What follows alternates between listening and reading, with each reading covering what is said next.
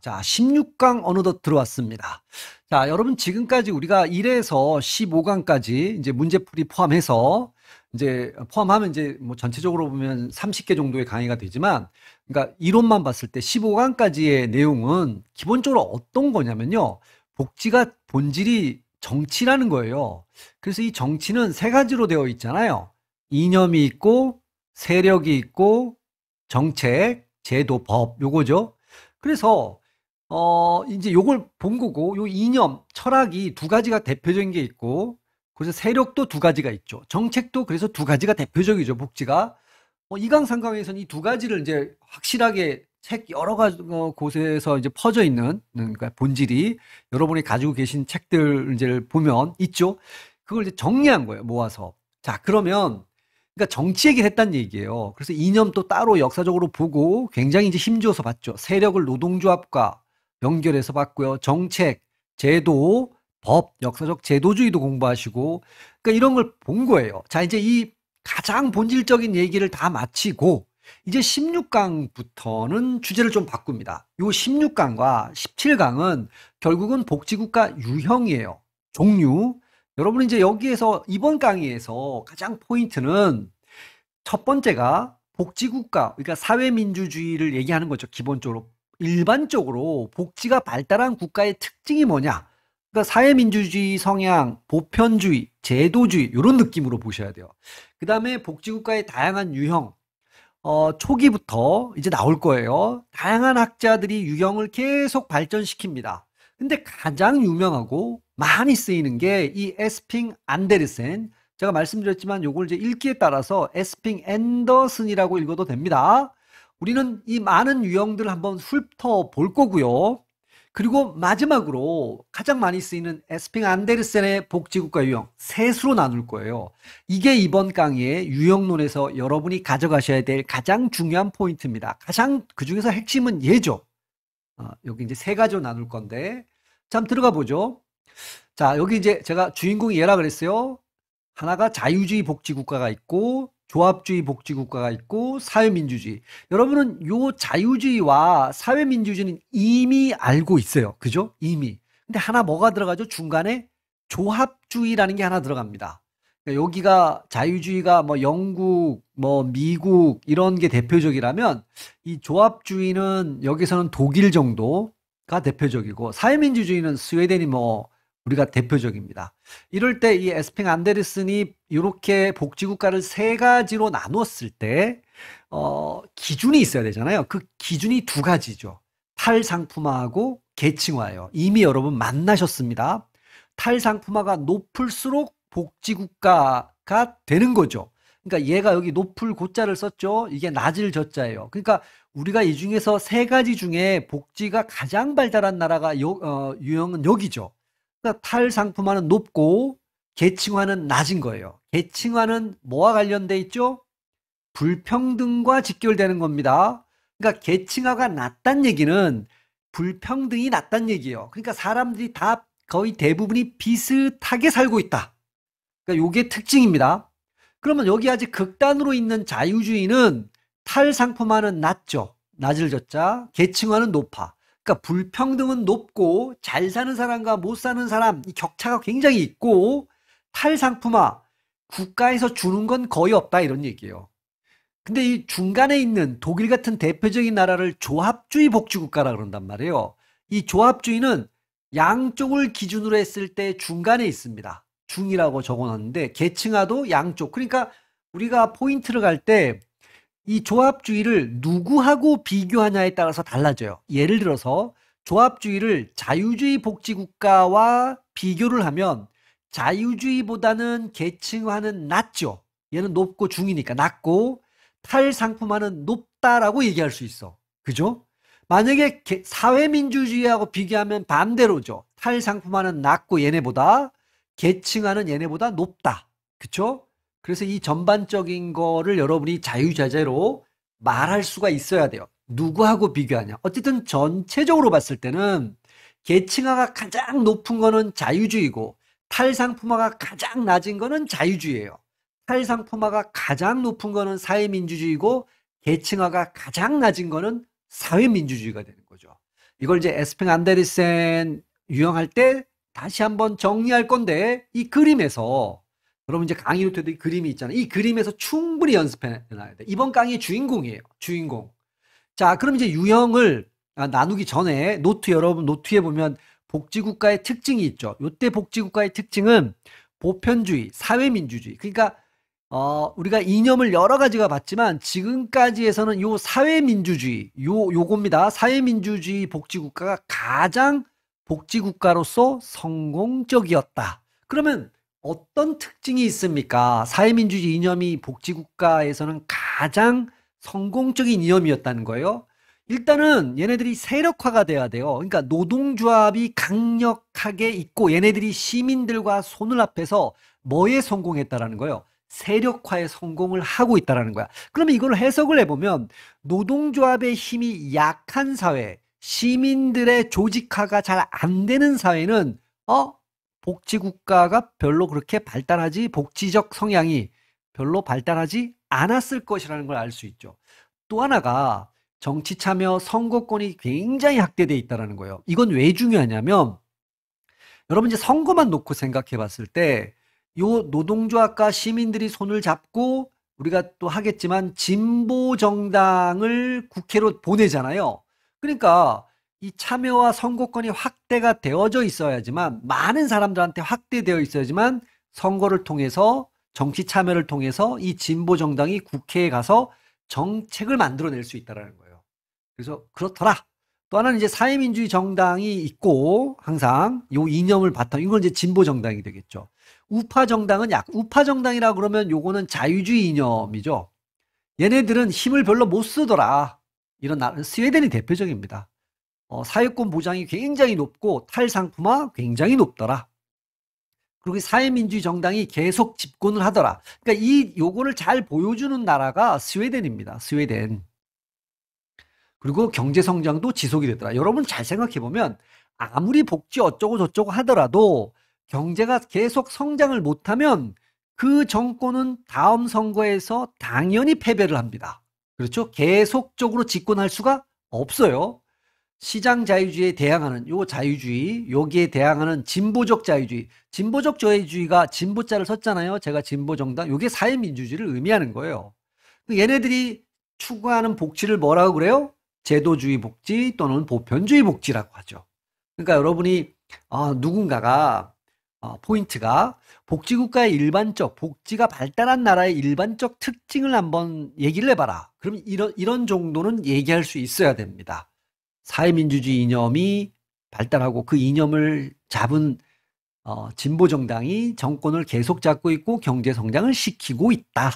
얘네들이 주로 추구하는 정책은 제도주의, 보편주의 복지 정책을 추구하더라. 그 근저에는 강력한 노동조합과 시민들의 결합에 의한 세력화가 이루어져 있더라. 뭐 이런 정도 한번 준비를 해 두셔야 되겠고요. 자, 이제 본격적으로 유형론으로 들어갈 건데 초기입니다. 그러니까 처음 얘기한 거. 여기 윌렌스키하고 르보가 얘기했는데 제가 많이 적어놨는데 이거 안 할 거예요. 여러분 우리가 여기 자녀주의적 복지란 말 썼죠? 선별주의죠. 다른 말로 하면 이 느낌이 이미 우리가 앞에서 충분히 공부했어요. 여기에 근본적인 이념은 뭐예요? 자유주의 이념이잖아요. 신자유주의. 그러니까 얘는 시장 문제의 원인은 개인과 가족, 국가의 역할은 취약한 그러니까 정부의 최소 개입, 작은 정부. 그러니까 엄격한 자산 조사를 통해서 취약계층에 한정해서만 주잖아요. 그러면 이렇게 취약계층에 속한 수급자들은 스티그마, 낙인감, 치욕감 이런 걸 느낄 수밖에 없죠. 얘네가 강조하는 건 기회의 평등, 자유는 소극적 자유, 사회적 위험 범위를 축소화시킨다.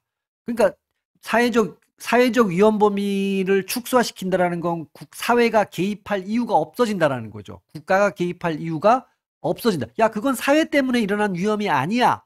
라고 얘기를 하는 거니까 최저생계비 수준에 정말 겨우 먹고 살 정도 자선과 CA 차원에서 한다. 경쟁과 자립을 강조한다.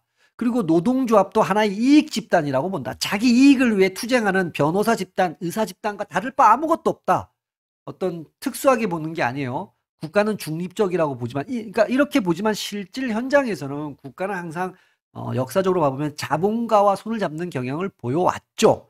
그러니까 국가는 중립이고요. 노동조합도 하나의 이익 집단이다.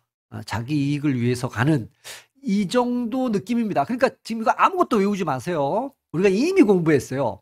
그러니까 윌렌스키하고 르보는 둘로 나눈 거예요. 하나가 자녀, 이게 다른 말로 선별이라 그러는데 엄밀한 의미에서는 자녀주의라고 얘기를 해요. 자, 그 다음에 또 하나가 밑에서 봐보면 미리 보지만 여기 제도란 말을 썼잖아요. 그러니까 여기서 미리 가져가면 제도. 자, 이게 처음에 이렇게 나온 거예요. 자녀와 제도주의. 우리는 자녀 말할 대신에 선별주의란 말을 써도 상관이 없고 제도란 말 대신에 뭐를 써도 돼요? 보편. 그래서 두 번째도 하지 않을 거예요. 자, 윌렌스키 루보가 두 번째로 제시한 게 제도주의입니다. 이건 이제 보편주의죠. 여기에 이념은 뭐겠어요? 사회민주주의. 자, 그러니까 여기도 뭐 할 게 없습니다. 자, 근데 여기 중요한 건 소득의 원천, 제가 계속 강조했지만 국가가 주는 사회적 임금만 강조하는 게 아니에요. 시장 임금도 중요하게 생각합니다. 시장 임금을 무시하는 게 절대로 아니라는 거예요. 둘 다. 그러니까 여기 중요한 건 국가가 여기 개입돼 들어왔다라는 거. 문제의 원인은 사회 구조와 환경이다. 자, 시장 실패를 얘네는 인정하는 겁니다. 그러니까 이 실패를 보완하기 위해서 정부의 적극적 개입을 강조한다. 복지는 시혜와 자선의 차원이 아니라 권리다. 일종의 사회적 권리다. 얘네는 기회의 평등이 아니라 조건의 평등을 강조하고 소극적 자유가 아니라 국가로의 자유 또는 국가애로의 자유인 적극적 자유를 강조하고 있다. 얘네는 소득 이전 정책, 소득 이전 정책 하면 이거는 보편주의, 제도주의에서만 나와야 되는 말입니다. 그러니까 잘 사는 사람으로부터의 소득에서 못 사는 사람으로 이전시킨다. 그래야지 어느 정도 평등함, 연대와 협동, 자립자조보다는 스티그마를 가급적이면 없애려고 합니다. 얘네는. 자, 노동조합은 중요한, 그러니까 제도주의, 보편주의, 사회민주주의에서는 이 노동조합이 바로 핵심 세력이 되는 거예요. 정치행위의 핵심이라고 본다. 근데 앞에서는 여기 잠깐만 돌아가 보죠. 이 자녀주의에서는 많은 이익 집단 중에 하나가 노동조합일 뿐이야. 핵심으로 보는 게 아니에요. 자기 이익을 위해서 막 이렇게 떼쓰는 하나의 이익 집단 중에 하나로만 보는 거야. 근데 얘네는 핵심이라고 보는 거예요. 그리고 민주주의가 절차적 민주주의가 아니라 실질적 민주주의, 형식적 민주주의가 아니라 실질적, 다른 말로 하면 사회경제적 민주주의. 사회적 코퍼레티즘 강조하죠. 우리말로 번역하면 사회적 조합주의, 삼자 협의주의, 뭐 이런 말을 씁니다. 이거 이제 거버넌스죠. 협치, 타협, 협상 이런 거. 이런 거 되려면 사실은 되려면 노동조합이 세력화를 이루어야 돼요. 시민 세력과 연대해서 그죠? 요런 뉘앙스에 있는 비슷한 게 베버리지주의, 페이비언주의가 이쪽 라인에 있는 거죠. 그렇죠? 그러니까 이거는 많은데 이미 우리가 앞쪽에서 충분히 한 거라서 별도로 할 게 없어요.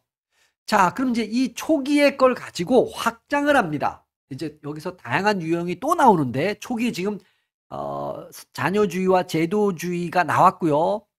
이제 티트머스라는 사람이 또 세 가지로 나눕니다. 여기 자녀주의하고 제도주의 재분배긴 한데 이건 할 게 없어요. 조금 전에 봤던 이 자녀주의와 제도주의 지금까지 우리가 알았던 것과 똑같아. 그래서 쓸 게 없어. 근데 그러니까 이 티트머스에서 특이한 건 뭐냐면 요게 하나 더 추가된다라는 거예요. 산업상 업적. 산업상 업장이라는 건 시장 업적을 얘기하는 거야. 그러니까 수행 능력. 다시 말해서 얘네가 강조하는 건 일단은 특이한 게 뭐냐면 사회보험을 강조한다는 얘기예요. 보험. 근데 요거예요. 복지를 주긴 주는데 차등적으로 줘요. 어떤 관점에서 업적이 있어. 너가 해놓은 능력이 있어. 너의 결과물이 굉장히 우수해. 우수하면 많은 복지를 주는 거. 그러니까 간단하게 얘기하면 일을 잘하면 복지 혜택을 많이 주고 일을 못하면 복지 혜택을 적게 준다는 얘기죠. 약간의 시장이 아직 들어가 있다는 냄새가 나죠. 그래서 뭐 앞에 윌렌스키만큼 센 건 아니지만 그래도 티트머스 이러면 자녀 제도에다가 산업 요걸 하나 더 추가했다. 이건 사회보험과 차등적 복지 제공을 특징으로 한다. 가볍게 한번 봐두실 필요가 있겠고요. 또 얘가 끝나니까 조지하고 윌딩이 무려 4가지나 해놨어요. 4가지나.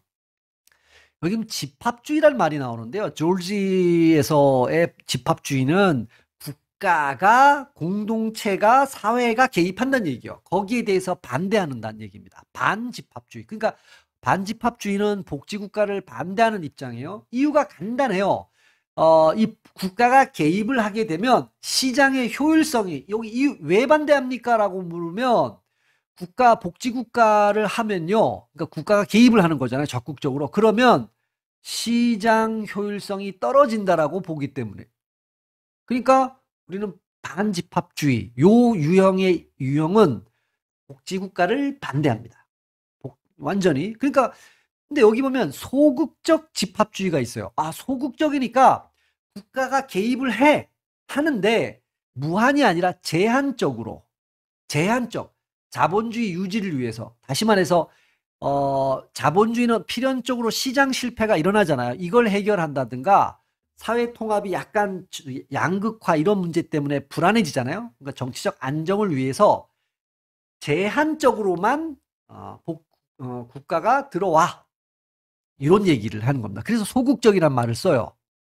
자, 페이비언 사회주의는 물론 페이비언주의는 아주 본질적으로 제가 이렇게 말씀드렸어요. 페이비언은 사회민주주의랑 비슷하다. 그러나 여러분 잘 생각해 보면 페이비언주의를 제가 설명드릴 때 얘네는 궁극적으로 어디로 가려고 그래요?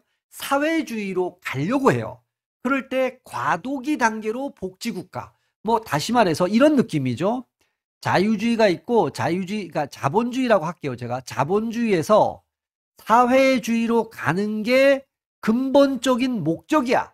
그런데 아직은 한꺼번에 갈 수는 없고 자본주의 체제 안에서 조금씩 바꿔서 사회주의로 가자. 이런 얘기예요. 그럼 이 조금 바꾸는 게 바로 뭐냐? 복지국가란 얘기지. 그러니까 복지국가는 우리의 목적인 사회주의로 가는 그 중간 단계에 있는 것이다. 이게 복지국가예요. 복지국가는 자본주의를, 그래서 이 복지국가를 하게 되면 자본주의가, 시장 중심의 자본주의가 변화를 일으킨다. 그래서 시간이 계속 지나다 보면 우리가 목적했던 사회주의로 간다. 이게 페이비언 사회주의의 근본이에요. 그러나 지금은 그냥 페이비언주의 하면 자본주의 체제 안에서 시장 실패를 해결하기 위한 사회민주주의와 같은 라인에서 보고 있다는 거죠. 자, 그럼 여기에 대해서 마르크스주의입니다. 사회주의가 아니에요. 이건 조금 달라요. 사회주의란 말과 마르크스주의란 말은 조금 다릅니다. 마르크스주의는 얘는 복지국가 자체에 대해서 굉장히 비판적입니다. 왜? 복지를 하게 되면 사람들이 페이비언 사회주의, 너네처럼 자본주의 안에서 복지국가를 실행하게 되면 사람들이 불만이 없어진다는 얘기예요. 그러니까 궁극적으로 자본주의, 혁명을 통해서 자본주의를 해체하려고 하지 않을 거야.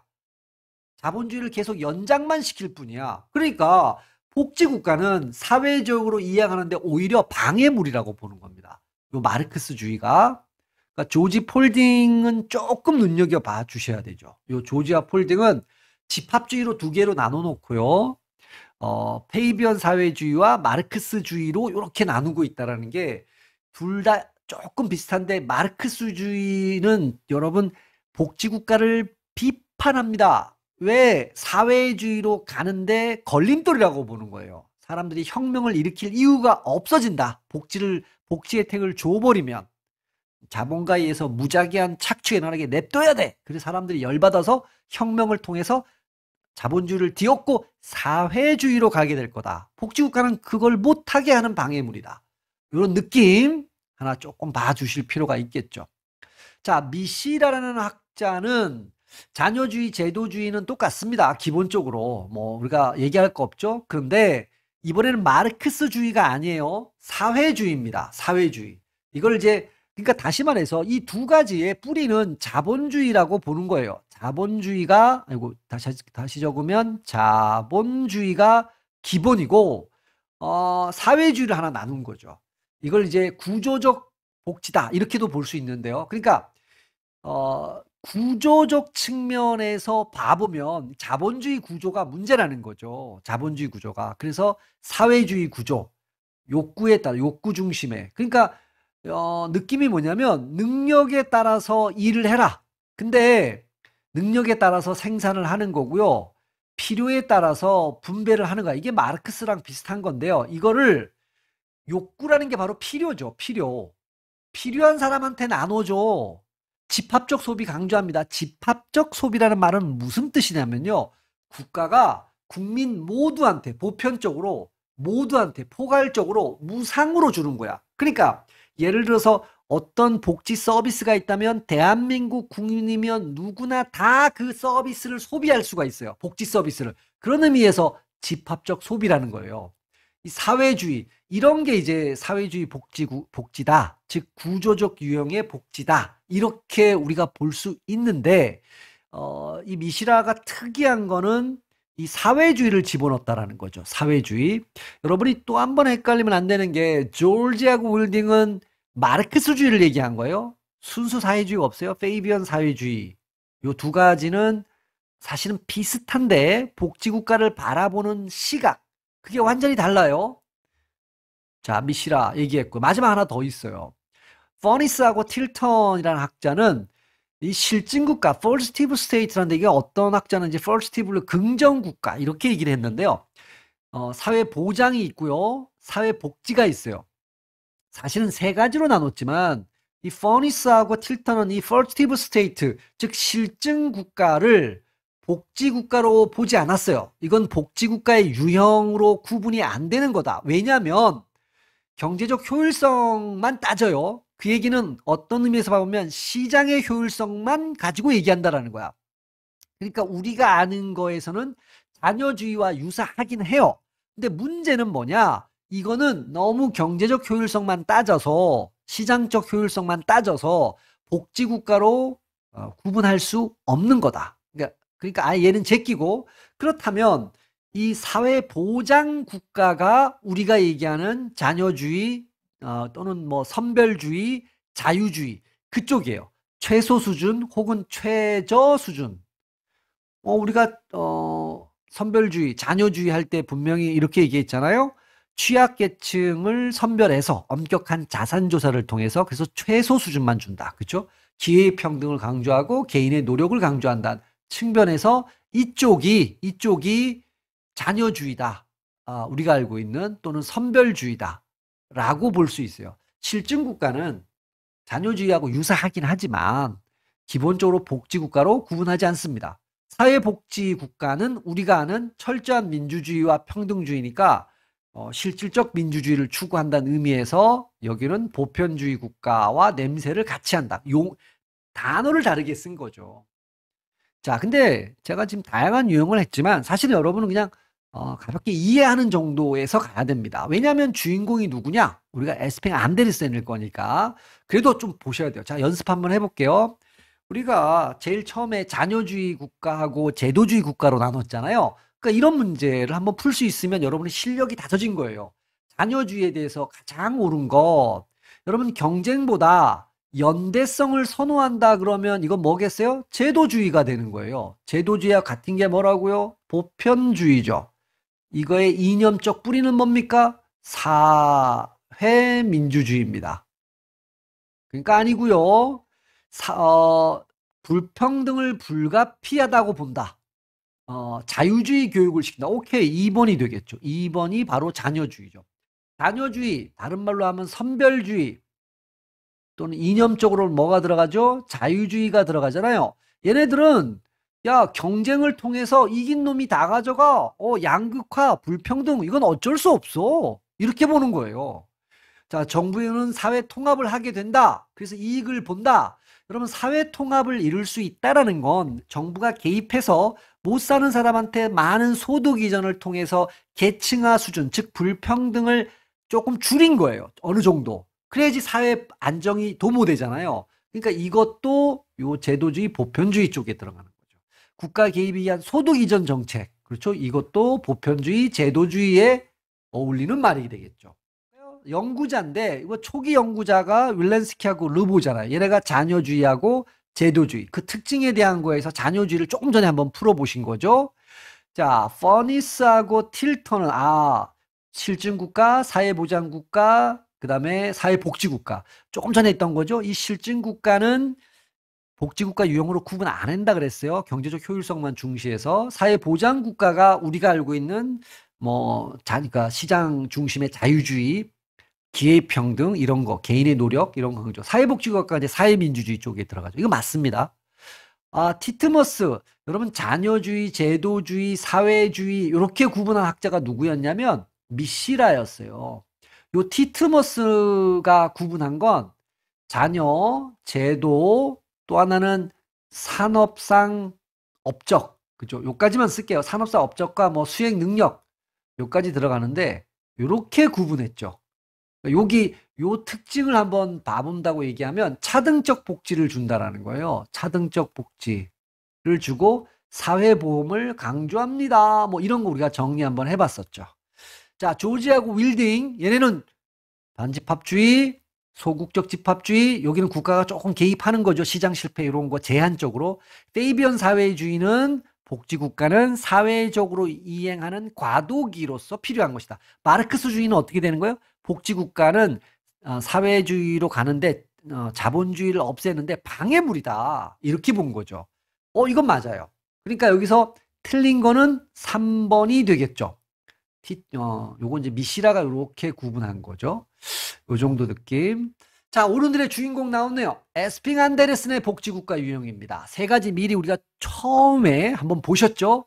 근데 먼저 여러분이 짚고 넘어가야 될 게 얘가 나눈 기준 요겁니다. 탈상품화와 계층화입니다. 이거 먼저 정확히 알아야 돼요. 그럼 또 한번 복습해 보죠. 탈상품화와 계층화는 뭘 얘기하는 겁니까?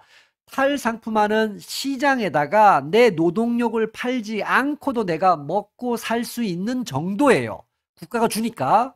노동자가 일을 하지 못하는 경우 국가가 제공하는 복지를 통해 생계를 유지하는 정도. 실업수당, 연금 뭐 이런 거죠. 자, 계층화는 불평등과 관련돼 있다는 거예요. 당연히 우리나라 같은 경우에는 예를 들어서 공무원 연금이 국민연금보다 더 많잖아요. 그러니까 공무원이라는 계층과 공무원이 아닌 다른 계층 간의 이 차이. 그러니까 사회보험도 계층 간에 그 수령하는 액수가 다릅니다. 그러니까 내가 상위 계층이야. 그러면 국민연금을 넣더라도 뭐 아니면 사회보험을 들더라도 그 안에는 많이 내가 뭐 한 달에 30만 원 넣을 수 있어. 나는 뭐 5만 원밖에 못 넣어. 그럼 나중에 수령액이 달라지겠죠. 어쨌든 우리한테 중요한 말은 이거 이제 뭐 그렇게 중요한 얘기 기준점이 두 가지라는 걸 확실하게 이해를 하셔야 된다는 겁니다. 탈상품화와 계층화. 자, 그럼 이 두 가지를 기준으로 첫 번째 나눈 게 자유주의. 이미 우리가 공부했습니다. 탈상품화가 가장 낮습니다. 계층화, 즉 불평등은 가장 높은 게 바로 자유주의 복지국가예요. 그러니까 소득 보호 수준은 낮죠. 그러니까 너 일 못해? 그러면 갑자기 너 200만 원 벌다가 50만 원 딱밖에 못 벌 수도 있어요. 소득 재분배 거의 없습니다. 그러니까 불평등이 상당히 높습니다.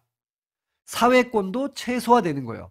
이 자유주의니까 여러분 어떤 느낌으로 가면 됩니다. 여기는 자녀주의 복지 또는 우리가 선별주의 복지 냄새가 싹 나야 되죠. 이런 나라를 앵글로색슨 모델이라는데 영국과 미국, 뭐 호주까지 들어갈 수 있어요. 요런 앵글로색슨 모델이 요런 거다. 너무 쉽죠. 자, 두 번째 나눈 게 독일 같은 조합주의입니다. 조합주의라고 얘기를 해요. 다 중간입니다. 요 중간 양쪽으로 봤을 때. 자, 그런데 이걸 하기 전에 미리 사회민주주의 먼저 하고 갈게요. 사회민주주의는 탈상품화가 세 가지 복지국가 중에서 제일 높고요. 계층화는 가장 낮습니다. 가장 낮죠. 얘네는 권리로 보는 거고 평등을 추구하는 거고 보편적 복지 가져가고 소득 재분배 수준. 계층화가 낮다라는 거는 소득 재분배가 높다는 얘기하고 똑같은 거예요. 이걸 노르딕 모델이라고 얘기해요. 노르웨이, 뭐 핀란드, 스웨덴, 덴마크, 북유럽 있잖아요. 북유럽. 이런 나라가 여기에 들어간다. 이건 이미 우리가 자유주의하고 사회민주주의 라인에서 보면 너무 쉬운 거예요. 근데 특이하게 이 양쪽에 있는 이렇게 돼 있을 때 요 사이에 있는 게 조합주의잖아요. 다시 돌아옵니다. 여기 미래가죠. 대륙 모델인데 독일이 대표적인 나라예요. 독일. 조합주의 다 중간에 있습니다. 그러면 여기는 뭘로 가야 되냐면 자, 이제 이렇게 가야 돼요. 여기 가족이 있어요. 먼저. 야, 일단은 니네가 알아서 해. 그러니까 여기 보면 가족주의, 전통적 가족주의. 그러니까 우리가 집이라는 17강에서도 다시 한번 이걸 하겠지만 미리 여러분 이해시켜 드리기 위해서 일단은 조합주의 이러면 가족 이게 생각이 나야 돼요. 그러면 여기에 이제 아버지가 가장이죠. 아버지가 나가서 일을 합니다. 그러면 어머니는 집안일을 해요. 자, 이렇게 생계가 유지되는 거예요. 아버지가 나가서 직업을 갖고, 이거 우리가 생각하는 이제 가족주의의 전통적 가족주의입니다. 그런데, 자, 문제는 뭐냐? 아버지가 실직을 했어. 그럼 이 집안은 굶어 죽어야 되잖아요. 이 가족이 지쳤을 때라는 게 그거야. 그럴 때 누가 개입하냐? 국가가 개입을 한다는 얘기예요. 그러니까 국민들 보편적인 권리로서 주는 게 아니야. 그러니까 재분배 성격이 거의 없다. 매우 적다라는 거예요. 일단 일을 하고 있어야 돼. 우리가 뒤에 가서 사회보험과 미리 가죠. 사회보험과 이거를 연결을 좀 시킬 건데 이 조합주의는 그래서 일단은 국가가 복지의 주요 제공자라는 건 맞아요. 근데 왜 그러냐? 시장에다가 자유주의처럼 시장에다 맡겨주면 걔가 어마어마한 파괴적 힘을 갖고 있다. 이걸 좀 눌러야 되겠다. 예를 들어서 어떤 느낌으로 간다 그러면요. 국가 개입 안 할 거야. 자, 시장에만 맡겨둘 거야. 자본가죠. 자본가한테, 사장님한테만 맡겨둘게. 이러면 사장님이 극악무도하게 노동자를 착취하고 아무 때나 막 잘라버리면 가장이 잘려. 그러면 이 집안은 완전히 굶어 죽어야 된단 말이에요. 이런 걸 억제하기 위해서 국가가 복지 제공자로 나서겠다. 그래서 이런 전통적 가족이 유지되도록 하겠다.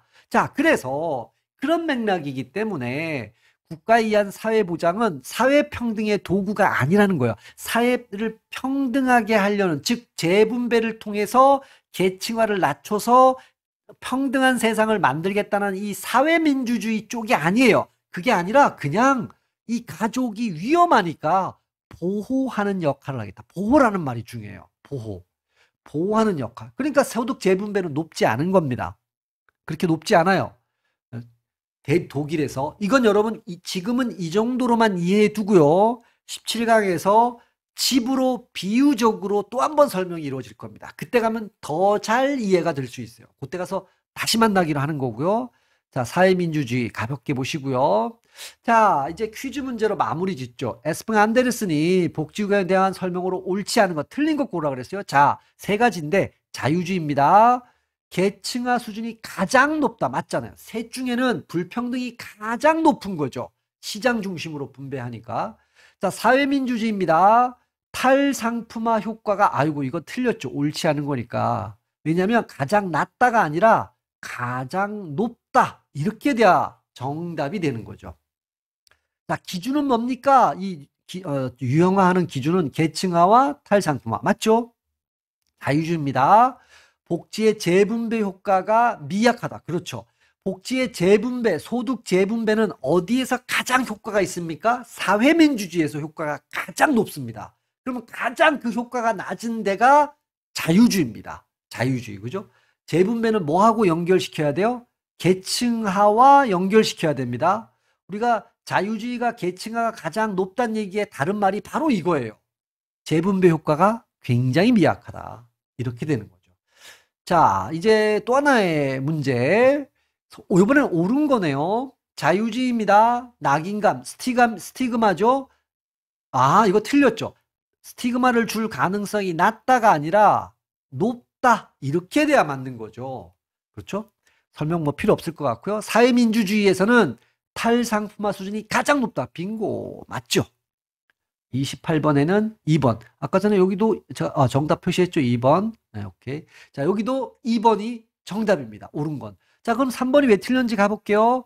복지국가 유형의 기준은 계층화와 상품화가 아니라 이걸 뭘로 고쳐야 돼요? 탈상품화. 두 가지죠. 탈상품화다. 그래서 틀렸죠. 계층화와 탈상품화. 사회민주주의입니다. 아이고, 자성과 시혜를 강조하는 건 당연히 어디가 돼야 돼요? 자유주의가 돼야 되죠. 사회민주주의는 뭐를 강조해요? 연대 또는 협동 뭐 이런 걸 강조하는 거죠. 그래서 퀴즈 28은 2번이 되겠습니다.